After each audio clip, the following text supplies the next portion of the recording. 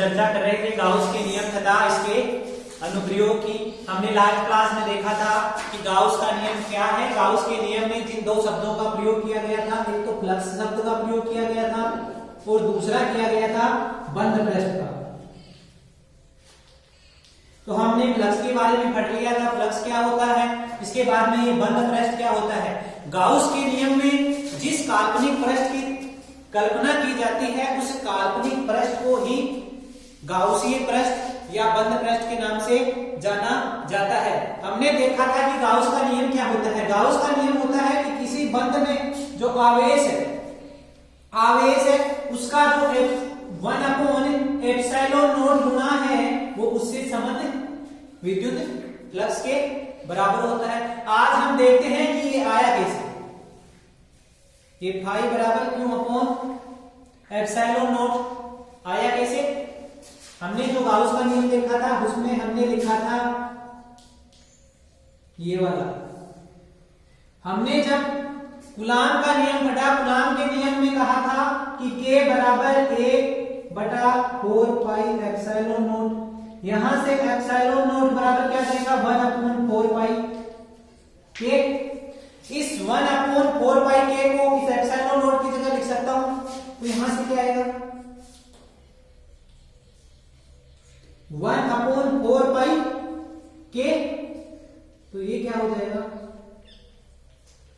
Into 4π K। तो Gauss के नियम में एक तो ऐसे कह सकते हो कि किसी बंद पृष्ठ से संबद्ध आवेश उस बंद पृष्ठ में उपस्थित आवेश का 1/ε0 गुना होता है, या ऐसे कह सकते हो किसी बंद पृष्ठ से संबद्ध आवेश उस पृष्ठ में उपस्थित आवेश का 4π K गुना होता है। आज हम देखते हैं कि ये वाला आया कैसे। तो लिखो गाउस के नियम की उत्पत्ति।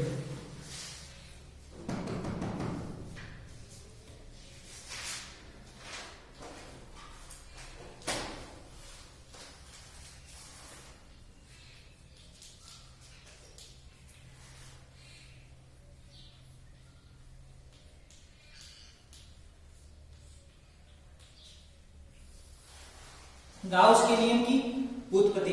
इस गाउस के नियम को उत्पन्न करने के लिए हम क्या मानेंगे, हम एक r त्रिज्या का गोलीय कोष मानेंगे। हम एक r त्रिज्या का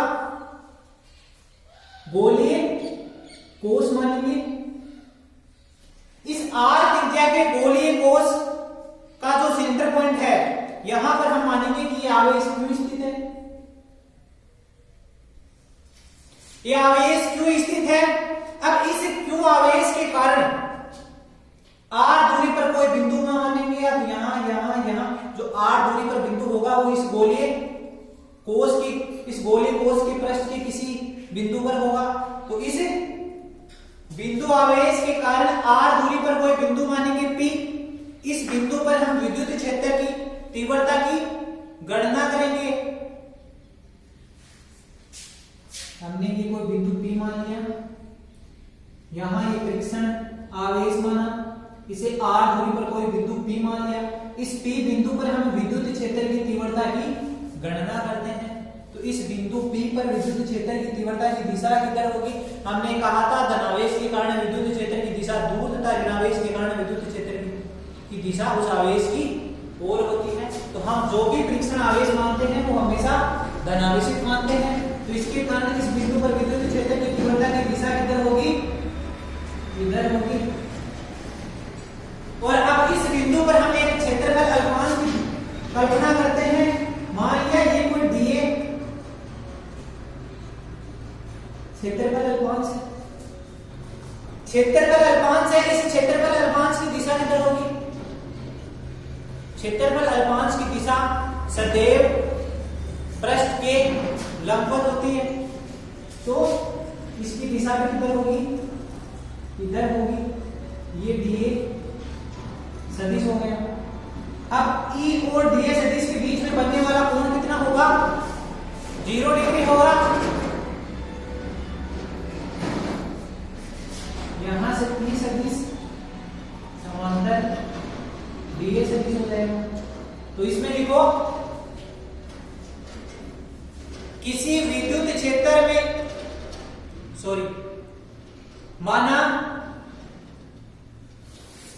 माना आर त्रिज्या का गोलीय कोष,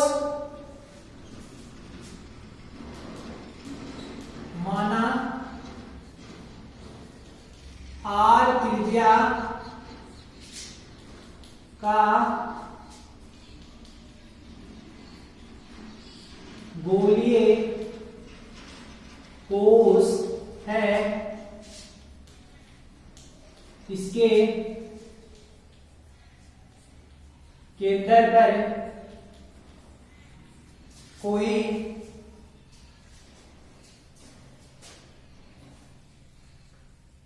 आवेश क्यों स्थित है, इस आवेश से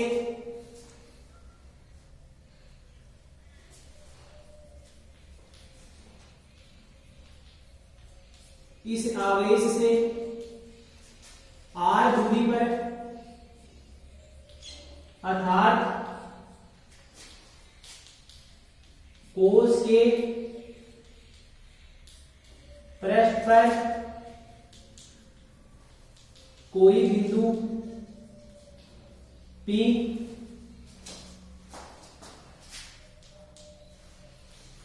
स्थित है, इस पर विद्युत क्षेत्र की तीव्रता की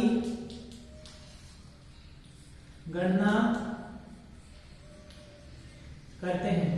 हमने क्या माना? हमने माना आर त्रिज्या का एक गोलीय कोष माना। इस आर त्रिज्या के गोलीय कोष का जो सेंटर पॉइंट है, इस पर कोई आवेश क्यों स्थित है, इस क्यों आवेश के कण आर दूरी पर कोई बिंदु P स्थित है, इस बिंदु पर विद्युत क्षेत्र की तीव्रता की गणना करनी है।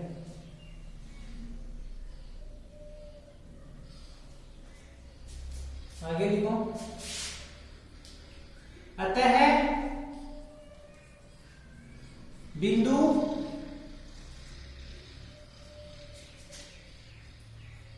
P पर क्षेत्रफल अल्पांश dA की कल्पना करते हैं तथा इसकी दिशा विद्युत क्षेत्र की दिशा में लेते हैं तथा इसकी दिशा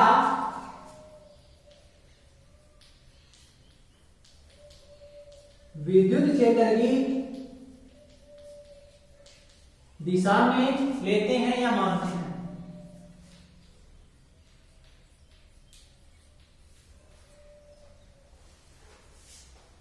हमने इस P बिंदु पर कोई क्षेत्रफल अल्पांश माना dA,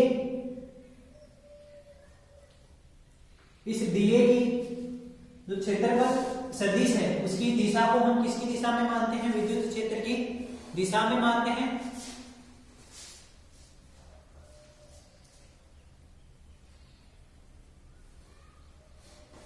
तो अब इस क्यों आवेश के कारण इस आर दूरी पर कोई बिंदु P स्थित है, इस बिंदु P पर विद्युत क्षेत्र की तीव्रता कितनी होगी?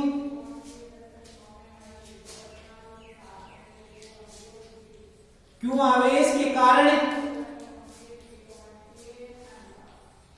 आर दूरी पर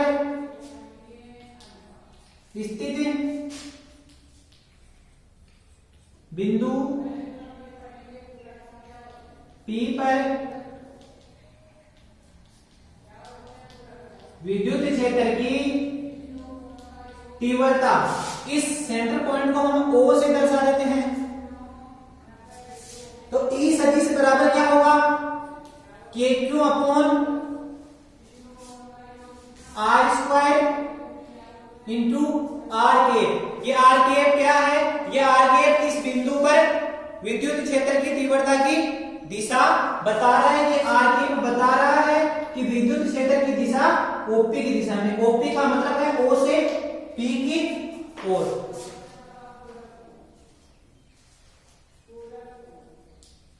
अतः क्षेत्रफल अल्पांश द्वारा कुल संबद्ध विद्युत flux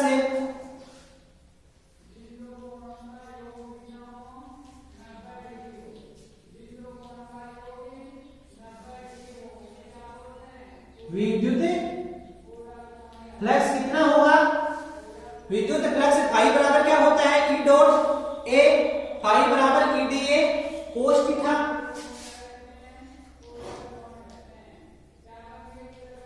E D A cos theta. अब ये जो थीटा है वो किस किस के मध्य का कोण है? वह ई व ए के मध्य का कोण है। हमने यहां देखा कि वह ई व ए क्या है? समांतर है। मतलब इनके बीच में बनने वाला कोण क्या है? 0 डिग्री है। चूंकि ई सदिश समांतर है डीए सदिश के, ये ई सदिश डीए सदिश के समांतर होगा तो इनके बीच में बनने वाला कोण कितना होगा? 0 डिग्री। तो यहां कितना आएगा? फाई बराबर E D A cos 0 degree. और कोस 0 का मान कितना होता है? 1। तो फाई बराबर क्या आ गया? E D A. अब ये जो ई डी ए आया वो इस क्षेत्रफल अल्पांश के लिए आया। अब हम इस पूरे जो गोलीय कोष माना इसके पूरे के पृष्ठ पर देखते हैं कि टोटल विद्युत फ्लक्स कितना होगा। तो आगे लिखो, संपूर्ण गोलीय कोष द्वारा परिबद्ध कुल फ्लक्स। संपूर्ण गोलीय कोष द्वारा परिबद्ध कुल फ्लक्स, ये हमने इस क्षेत्रफल अल्पांश के लिए माना है। अब हम पूरे के लिए ज्ञात करेंगे तो इसका क्या कर देंगे? समाकलन।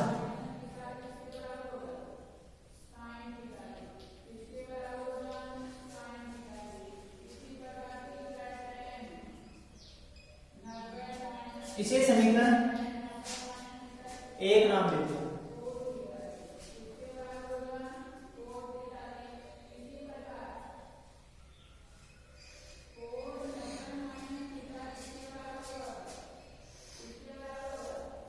इसे समीकरण 1 नाम दे दिया। अब आगे क्या करते हैं? अब हमने जो ये डीए माना, ये डीए कोई गोला है, ये कोई गोला है। इस गोले का टोटल क्षेत्रफल कितना होता है? कोई गोलीय कोष है, गोलीय कोष का क्षेत्रफल कितना होगा? 4 पाई आर स्क्वायर। तो हम इसकी जगह तो क्या लिख देंगे? 4 पाई आर स्क्वायर लिख देंगे। अब ये ई है, ई का मान यहां से उठा के यहां रख देंगे। तो फाई बराबर क्या आ जाएगा? K Q upon R square dot R K. और ये समाकलन डीए। इस डीए का समाकलन किसके बराबर होगा? इस डीए का, ये जो डीए है वो कोई क्षेत्रफल अल्पांश है, कोई गोला है, उसका छोटा सा पार्ट का क्षेत्रफल है। अब हम पूरे गोले का क्षेत्रफल ज्ञात करेंगे। तो पूरे गोले का क्षेत्रफल कितना होता है? 4 pi R square K Q upon R square dot R K into इस डीए से बस इंटीग्रेशन है, इसकी जगह क्या लिख देंगे? 4 पाई आर स्क्वायर। यहां आर स्क्वायर से आर स्क्वायर चला गया तो यहां क्या आया है? के क्यू इंटू 4 पाई आर सदिश। ये आर सदिश दिशा को बता रहा है, इसको यहीं छोड़ देते हैं। आगे लिखेंगे फाई बराबर क्यू इंटू 4 पाई के। हमें पता है एप्सिलॉन नॉट बराबर क्या होता है? 1 अपॉन 4 पाई के। तो फाई बराबर क्या आएगा? क्यू इंटू 1 बटा एप्सिलॉन नॉट। यही क्या है? गाउस का नियम।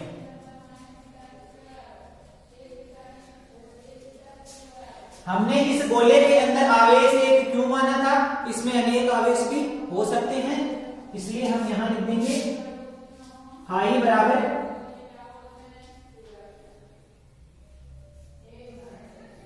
इसे ही क्या कहते हैं, गाउस का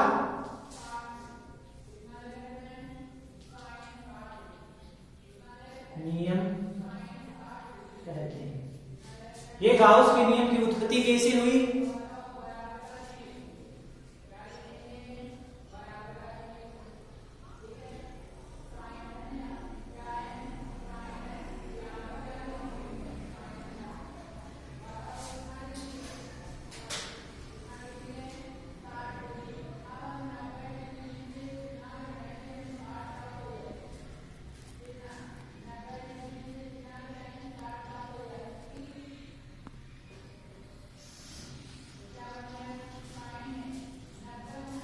तो फाई बराबर क्या होता है, क्यू अपॉन एप्सिलॉन नॉट या क्यू इंटू 4 पाई के, यही गाउस ने बताया था।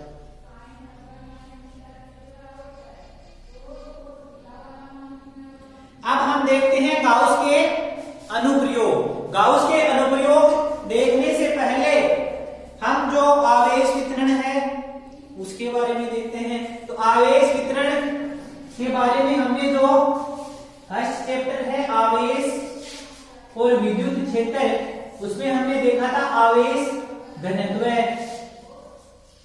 आवेश घनत्व उसमें हमने लिखा था कि आवेश वितरण के आधार पर आवेश घनत्व 3 प्रकार का होता है।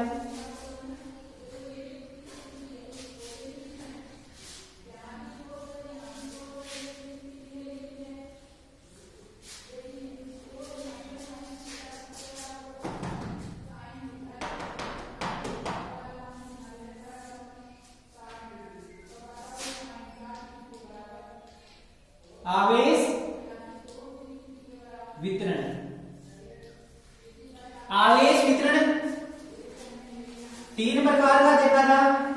एक तो क्या था, रेखीय आवेश वितरण, दूसरा था पृष्ठीय आवेश वितरण, और तीसरा था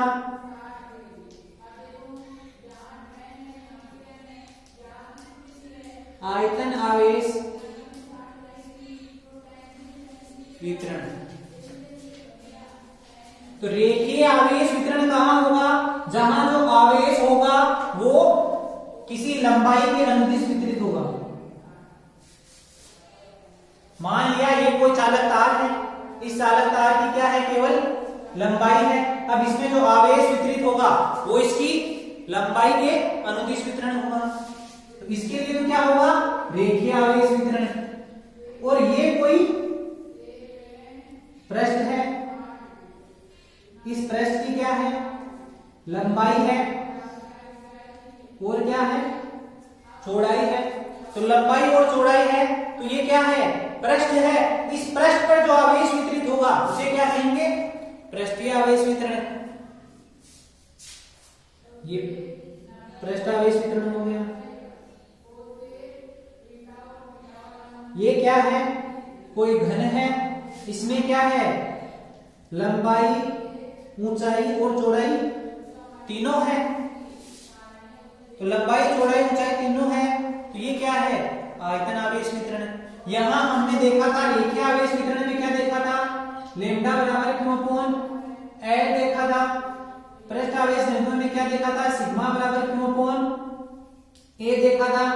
और यहां क्या देखा था, रो बराबर क्यू अपॉन बी देखा था। अब हम इनका उपयोग करके जो गाउस के नियम है उनके अनुप्रयोगों से विद्युत क्षेत्र की तीव्रता ज्ञात करेंगे। यहां से हम इस क्यू की जगह क्या लिख सकते हैं, क्यू बराबर क्या होते हैं, लैम्डा इंटू एल लिख सकते हैं। यहां से इस क्यू की जगह क्या लिख सकते हैं, सिग्मा ए लिख सकते हैं। और यहां से क्यू बराबर क्या लिख सकते हैं, रो इंटू वी लिख सकते हैं। तो जहां जिस से हम विद्युत क्षेत्र की तीव्रता उत्पन्न करेंगे, उसमें यदि आयतन काम में आ रहा है तो वहां ये वाला लिखेंगे। जहां यदि कोई पृष्ठ काम में आ रहा है वहां आवेश की जगह ये वाला लिखेंगे। जहां यदि कोई लंबाई काम में आ रही है वहां आवेश की जगह लैम्डा इंटू एल लिखेंगे। तो इसमें पहला है गाउस के नियम के अनुप्रयोग में, पहला लिखो समरूप आवेशित गोलीय कोश द्वारा उत्पन्न विद्युत क्षेत्र। अब हम कहां पहुंच गए? अब हम पहुंच गए गाउस के नियम के अनुप्रयोग।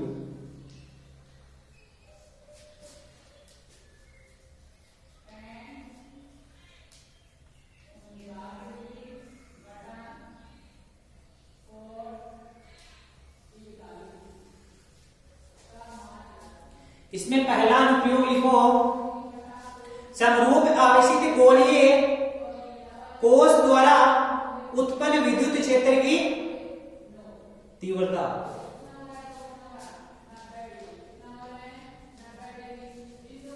समरूप आवेशित गोलीय कोश के कारण उत्पन्न विद्युत क्षेत्र की तीव्रता। समरूप आवेशित गोलीय कोश के कारण उत्पन्न विद्युत क्षेत्र की तीव्रता। तो इसके लिए हमें क्या मानेंगे? गोलीय कोश मानेंगे। उस गोलीय कोश उसमें क्या है? आवेश वितरित है। अब कोई गोलीय कोश है तो आवेश कहां वितरित होगा? केवल उसकी सतह पर वितरित होगा। माना ये कोई गोलीय कोश है जिस पर ये आवेश वितरित है,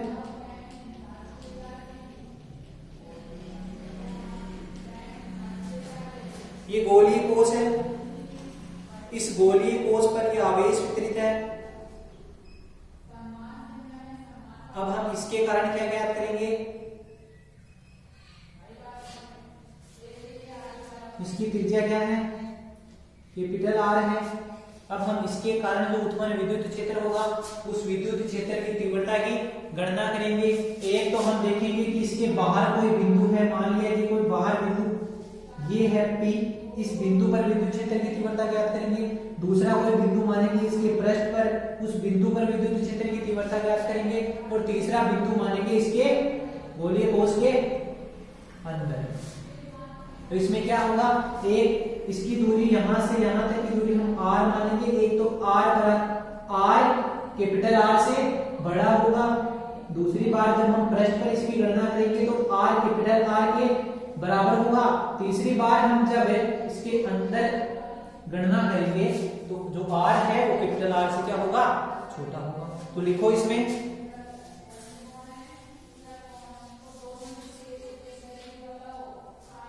माना R त्रिज्या का, कैपिटल R त्रिज्या का एक गोलीय कोश है।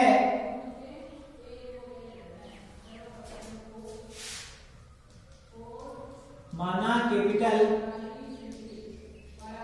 R त्रिज्या का एक गोलीय कोश है।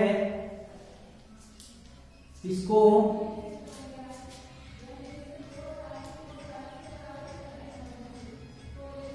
समरूप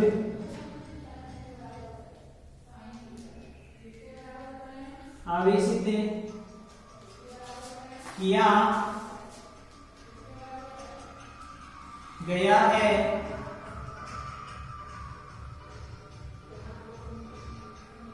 आवेशन के कारण आवेश इसके संपूर्ण पृष्ठ पर आवेशन के कारण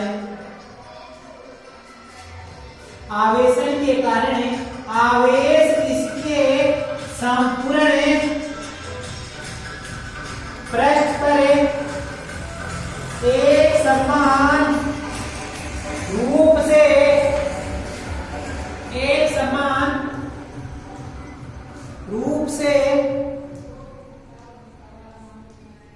वितरित है। आवेशन के कारण आवेश इसके संपूर्ण पृष्ठ पर एक समान रूप से वितरित है।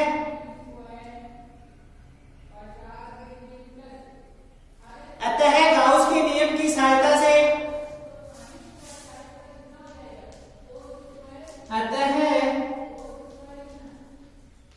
गाउस के नियम की सहायता से किसी बिंदु P पर विद्युत क्षेत्र की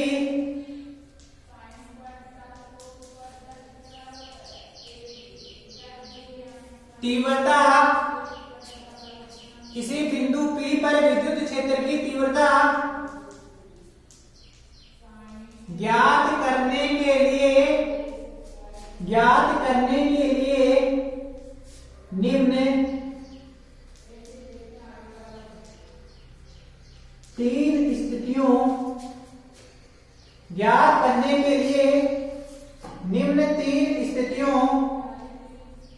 की कल्पना करते हैं। निम्न तीन स्थितियों की कल्पना करते हैं। ये माना था हमने, कोई गोलीय कोश माना था। इस गोलीय कोश पर ये समान रूप से आवेश वितरित है।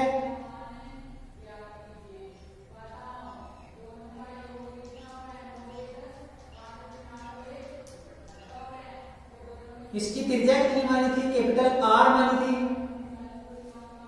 अब हम इस गोलीय कोश के कारण जो बिंदु P मानेंगे, उस बिंदु P पर विद्युत क्षेत्र की तीव्रता ज्ञात करने के लिए हम तीन स्थितियों की कल्पना करेंगे। उन तीन स्थितियों में एक तो जो बिंदु P मानेंगे वो इस त्रिज्या r से बड़ा होगा, दूसरा बिंदु P मानेंगे वो इस त्रिज्या r के बराबर होगा, तीसरा जो बिंदु P मानेंगे उसकी दूरी इस r से कम होगी।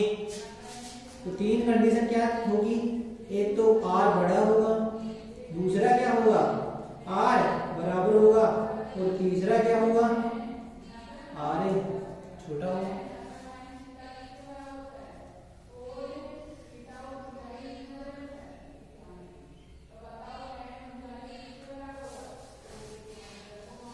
अब हम इसमें देखते हैं पहली स्थिति। पहली स्थिति में हम क्या मानेंगे? r small r greater than capital R। तो इसमें पहला देखते हैं।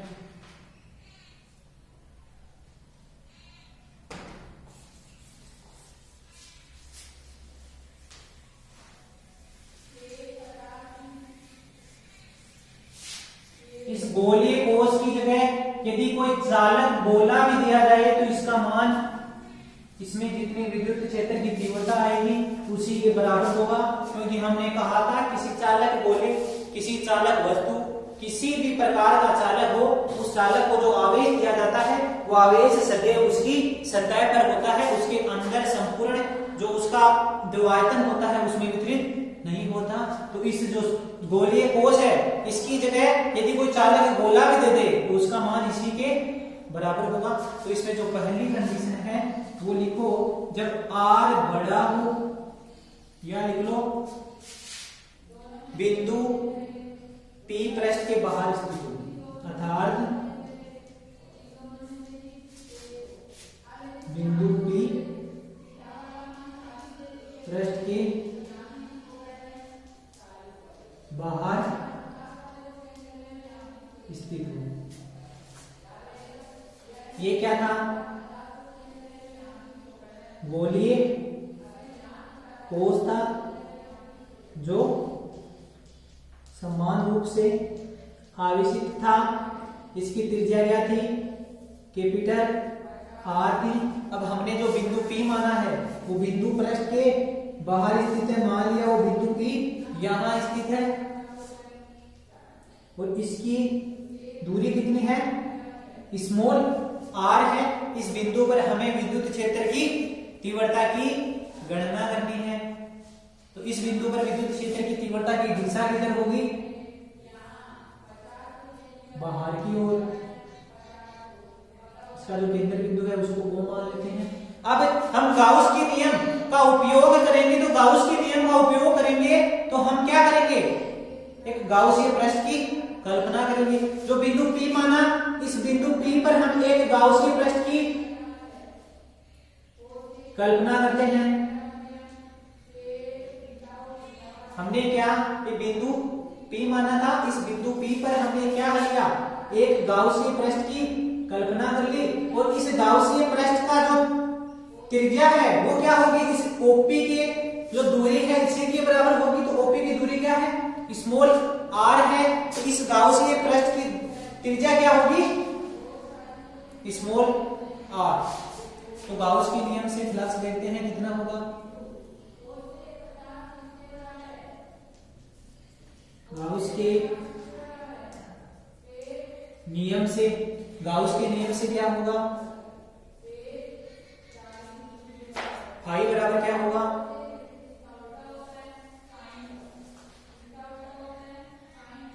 क्यों कोण एप्सिलॉन नॉट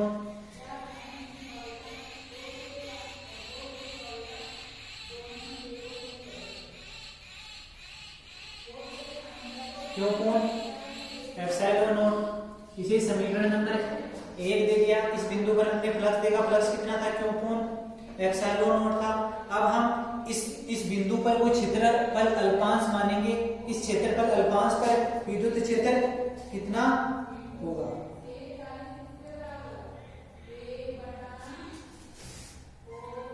यहां ये कोई क्षेत्रफल अल्पांश दिए मान लिया। हमने कहा था कि क्षेत्रफल अल्पांश की दिशा किधर होगी, हमेशा पृष्ठ के लंबवत होगी। तो यहां जो डी सदिश होगा उस डी सदिश की दिशा भी इस ई सदिश की दिशा में होगी। तो क्षेत्रफल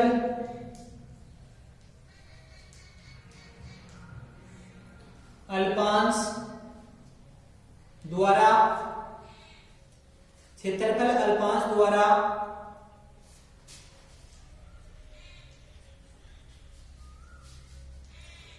परिबद्ध कुल फ्लक्स। फ्लक्स क्या होता है, फ्लक्स क्या होता है, डी फाई बराबर E D A cos theta, जहां थीटा का मान कितना है 0 डिग्री। 0 डिग्री क्यों हुआ, क्योंकि डी सदिश और ई सदिश क्या है, समांतर है। तो दोनों समांतर होंगे, दोनों के बीच का कोण कितना होगा, 0 डिग्री होगा। तो डी फाई बराबर क्या आ गया, ई डी ए। अब ये तो कहां से आया, ये तो इस इतने से क्षेत्रफल से जो फ्लक्स गुजरेगा उसका मान आया। हमें तो इस पूरे क्षेत्रफल के कारण जो फ्लक्स होगा उसकी गणना करनी है। तो आगे देखो आता है संपूर्ण गोलीय कोश द्वारा परिबद्ध कुल फ्लक्स। आता है संपूर्ण गोलीय कोश द्वारा परिबद्ध कुल फ्लक्स। तो पूरे के लिए ज्ञात करेंगे तो इसका क्या कर देंगे, समाकलन। तो क्या होगा, समाकलन डी फाई बराबर समाकलन ई डॉट ए।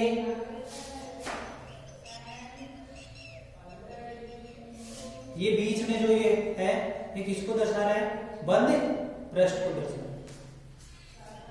तो हम इस डीए की जगह क्या लिख देंगे,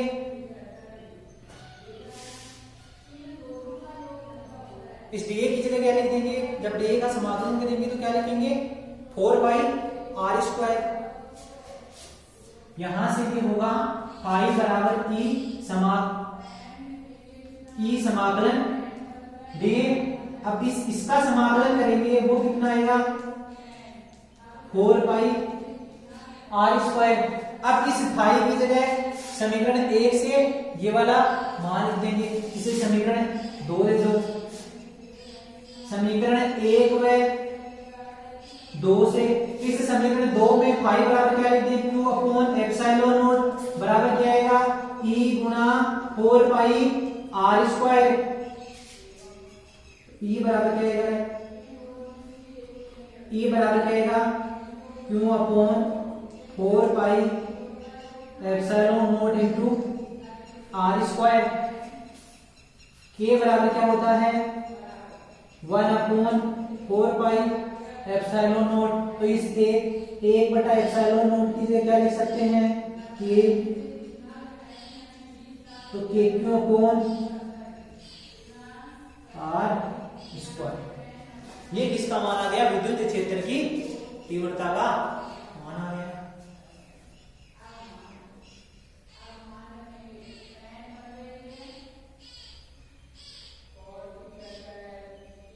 ये तो कहां आया, जब कोई बिंदु P इस पृष्ठ के बाहर स्थित हो। इसका मान कितना आया, के क्यू अपॉन आर स्क्वायर। अब इसकी दूसरी कंडीशन क्या है, दूसरी कंडीशन है कि जब ये बिंदु P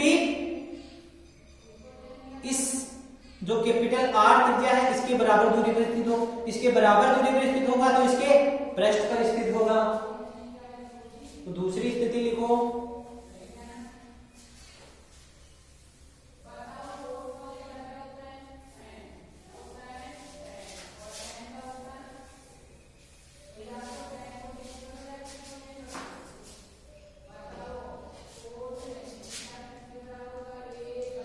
दूसरी कंडीशन में क्या है, स्मॉल आर कैपिटल आर के बराबर है, अर्थात बिंदु P कोस के पृष्ठ पर स्थित है, अर्थात बिंदु P कोस के पृष्ठ पर स्थित है।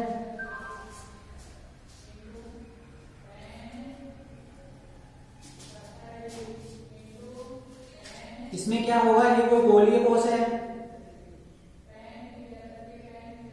इस गोलीय कोश की त्रिज्या क्या है, कैपिटल आर है। तो एक समान रूप से क्या है, आवश्यक है।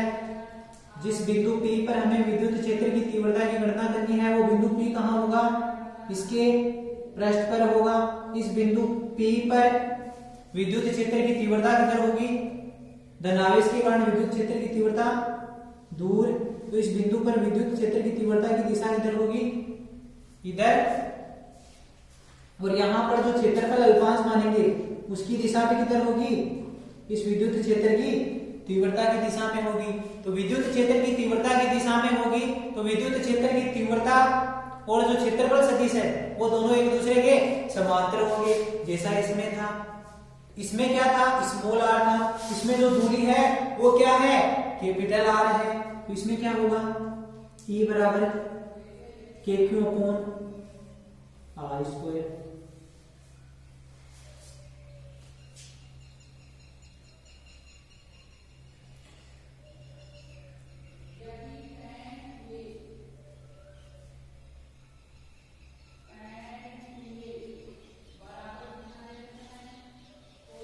तीसरा लिखो,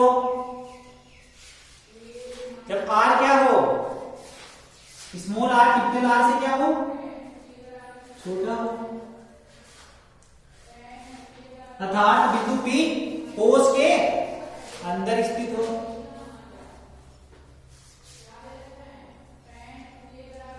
अर्थात बिंदु P पृष्ठ के अंदर हो। ये हमने गोलीय कोश माना था, ये गोलीय कोश समरूप आवेश से आवेशित माना था। इसकी त्रिज्या क्या मानी थी, कैपिटल आर मानी थी। अब कोई बिंदु मान रहे हैं P, वो बिंदु P इस जो पृष्ठ है उस पृष्ठ के अंदर स्थित है। ये बिंदु मान लिया हमने P, माना ये बिंदु P यहां स्थित है।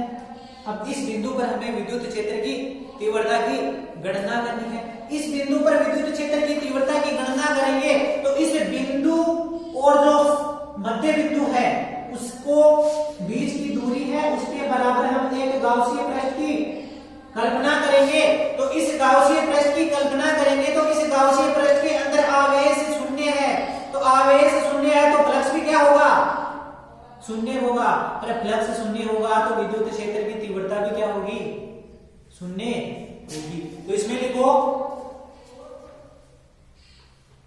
जब गोलीय कोश को आवेशित किया जाता है, जब गोलीय कोश को आवेशित किया जाता है तो संपूर्ण आवेश उसके पृष्ठ पर वितरित हो जाता है। तो संपूर्ण आवेश उसके पृष्ठ पर वितरित हो जाता है। अतः कोश के अंदर कोई भी आवेश उपस्थित नहीं है।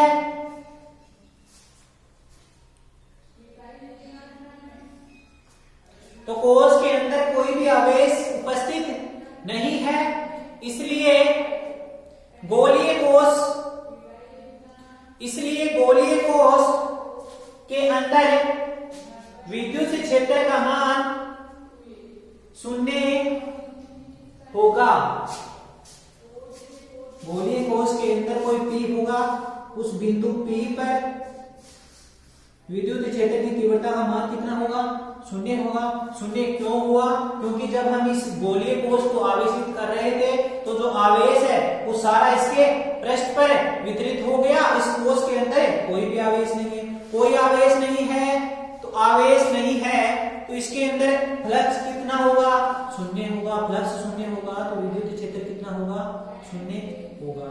अब इसकी ग्राफ बनाओ।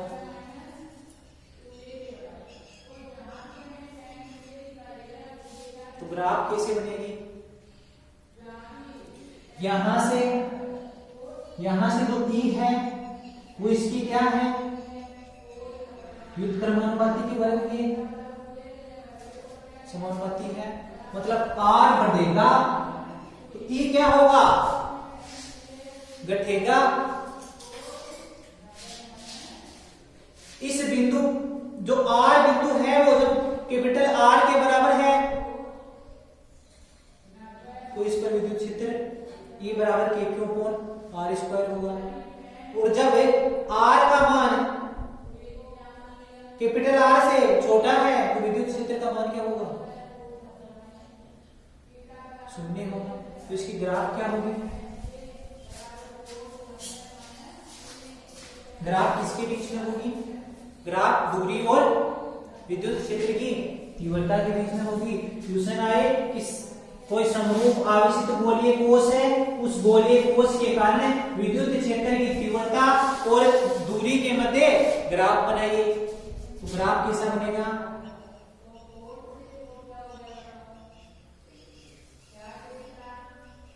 ये क्या, इस दिशा में हमने क्या मान लिया, विद्युत क्षेत्र मान लिया। इस दिशा में हमने क्या मान ली, दूरी मान ली। अब इसकी तीन कंडीशन थी। एक कंडीशन में तो क्या था, ये K Q upon R square था। ये R क्या है, परिवर्ती है। यहाँ क्या है, K Q upon capital R square है। और यहाँ क्या है, E बराबर 0 है। E बराबर 0 है तो यहां से E बराबर 0 है। अब जब स्मॉल r का मान कैपिटल R के बराबर होता है तो इसका मान कितना होता है, K Q upon R square.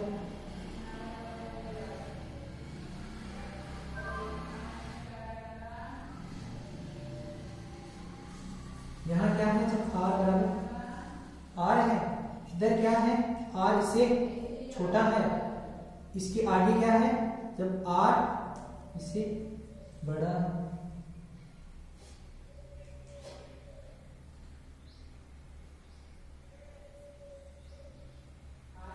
प्रारंभ में विद्युत क्षेत्र की तीव्रता कितनी है, 0 है।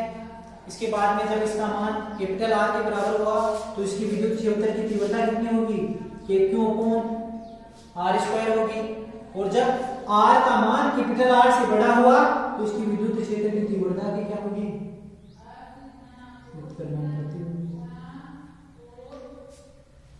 ये इसका ग्राफ होगा।